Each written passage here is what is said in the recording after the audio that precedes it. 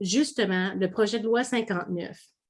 Donc, pour arriver à la loi qui va être actuellement mise en place en échéance, moi, j'ai le goût de vous répondre que moi, je n'ai pas été questionnée personnellement à savoir qu'est-ce qu'il y en est.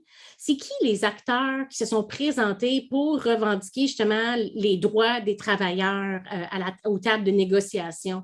Je pense, parce que moi, il y a des aspects qui n'ont pas été du tout abordés. Là, vous le savez, je vous en ai parlé à plusieurs reprises. Là. Ouais. Tout ce qui est indemnisation, tout ça qui n'a rien changé, les vieux barèmes d'indemnisation. Mais puis donc, je me dis, il y a sûrement des personnes comme moi qui sont spécialisées en indemnisation, comme quand le travailleur se blesse, il a besoin d'argent pour vivre. Moi, je n'ai pas été consultée, puis je ne vois pas qui a été consulté dans ce sens-là, peut-être l'UTAM, mais qui finalement était à la table de négociation pour changer ça? Mais ça, c'est un côté qui est extrêmement malheureux. On a fait un processus mammouth là, d'une façon très condensée. Fait que ceux qui étaient invités, c'était quasiment des privilégiés. Nous autres, le Conseil provincial, on a participé. On peut quasiment dire que c'est un privilège. Est-ce qu'on a été content, satisfait? Vraiment pas.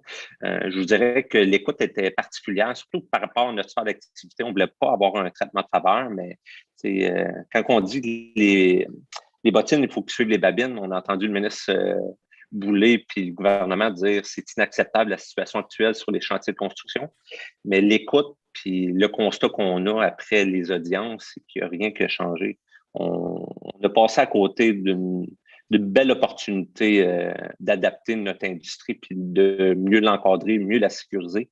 Puis malheureusement, Mme Mongeon, comme vous disiez, il n'y a pas eu vraiment d'experts. Il y a eu des associations, mais on dirait qu'on n'est pas allé au fond des choses.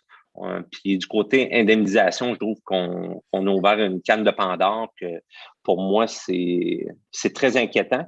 On s'est, nous, plus spécialisé le modèle prévention, parce qu'il y a prévention puis indemnisation. Puis nous autres, notre philosophie, c'est si on est meilleur en prévention, bien, il va y avoir moins d'indemnisation.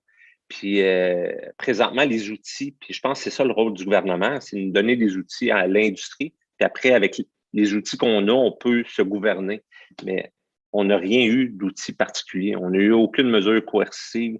On n'a eu aucun changement du côté de l'industrie de la construction. Fait que mon constat, puis je suis un peu sans connaissance, là, que on a juste eu des pertes quasiment. Puis surtout sur le volet indemnisation, là, ça me fait extrêmement peur parce que je vois par rapport à la surdité professionnelle, je vois l'amianto, je vois ces choses-là.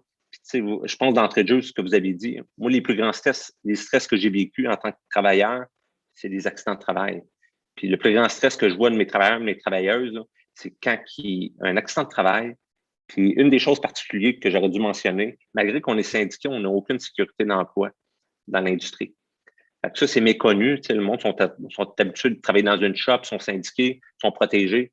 Nous autres, c'est pas notre réalité. Fait que la problématique qu'on a, c'est que si un travailleur ou une travailleuse se blesse, elle a peur de perdre son emploi.